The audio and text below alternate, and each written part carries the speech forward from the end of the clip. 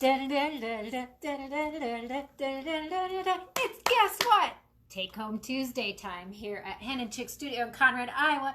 And today, as always, we have another project for you. I gotta tell you, this one does not take much time. Now remember, you can go back and find our previous episodes of Take Home Tuesday on both YouTube and on our website, henandchickstudio.com. Under the inspiration tab is a specific one for Take Home Tuesday videos. All sorts of inspiration, just certain to get you inspired. But today's project is a fun little chick. We love the little featheries, okay? You have to help us today, though, because we think we need to name our chick. So what should we name our chick? All right, let's get started. So you just need, this is so much fun, some clothespins, some feathers, perhaps not a giant sheet of orange felt, but it's what we had, and some googly eyes. A fun project for anybody of any age. Although you may not want to do it with a small child. Well, maybe you would, because painting is always fun. Just have to kind of pay attention where the paint is going. So all we need to do is start with a clothespin. A couple hints here. I'm just going to start painting it. I like to paint the inside first in hopes that I don't get it all over myself. But you know what? Part of painting is getting a little paint sometimes on your fingers and such, right? So we're just going to paint it whatever color you want to paint your clothespin. I like this because I have a blue feather. All right, then we're going to go back, and now maybe, I was thinking about this when I was painting the clothespin, the yellow one. I wonder if I could somehow spray paint, lay them all down and go shh, shh, shh. And then I realized they'd probably blow, right? When I'm spray painting, they might wiggle or something. Maybe somebody else has a better idea. So anyway, just going to come in and paint my clothespin. This one I'll probably let it get a second coat on because it's not quite covering the lid. I like it to have a little bit more definition. Just covering all my sides of it.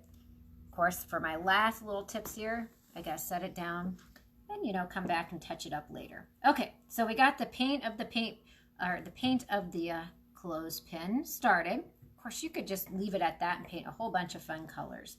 Let's slide that over. So that was step number one. Well, I guess I didn't say the supplies you needed today, but it's pretty obvious, isn't it? Okay, so now I have one that's pink and I have a pink feather. So how simple is this? I need my googly eyes. I'll get a couple googly eyes out. Now, a little trick that if you haven't done it before, that makes googly eyes or any beads or anything easier to pick up. I do not have it today, but a crayon, if you just touch it on there, it makes it easier to pick up because that little wax will hold on to it while you transfer it over. But we couldn't find, we think the crayon box at Hen and Chick Studio is no longer existent since we have no little children around here anymore. Okay, so I'm just going to come in and I'm going to spot glue some hot glue here. Maybe got a little much on that, but that's okay. I'm gonna drop my googly eyes. Whoops, lost a googly eye. That's why you need the crayon. So you can drop them on there. And of course, the googly eyes or wiggly eyes or whatever, if they don't end up perfect, it's totally fine. Already cute, right? Then just need to cut out a triangle. We could cut all sorts of triangles out. It could be a big or little. This one I think I'm gonna make a little bit larger than the last one I did. Because you know, every chick has its own personality.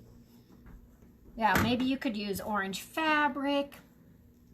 What's some other ideas? Heidi, we were just talking about if you didn't have felt wool, you could paint it on.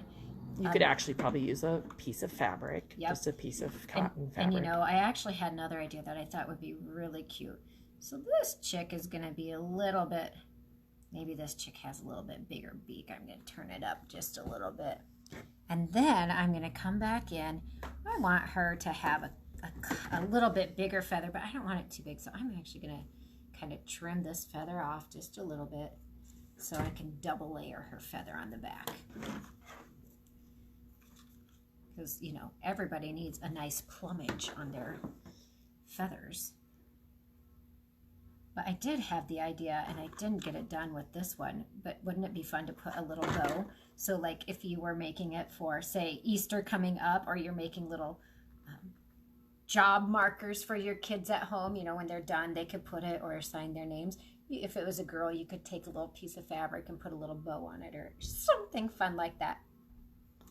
Anyway, super fast, super cute, fun way. You could use it for a bookmark, you know. It could be our next hair clips. We like to use clippy things. Maybe at Easter, you're going to mark the Easter baskets with something fun like this too.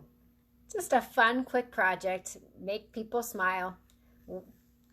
You could even put it in a little goodie box and send it to somebody to make their day. You don't even have to sign who sends it. Just do something fun to make somebody smile. As always, here around Hen and Chick Studio, we like to inspire you with all things, and we hope that you always remember to be creative, but also choose happy.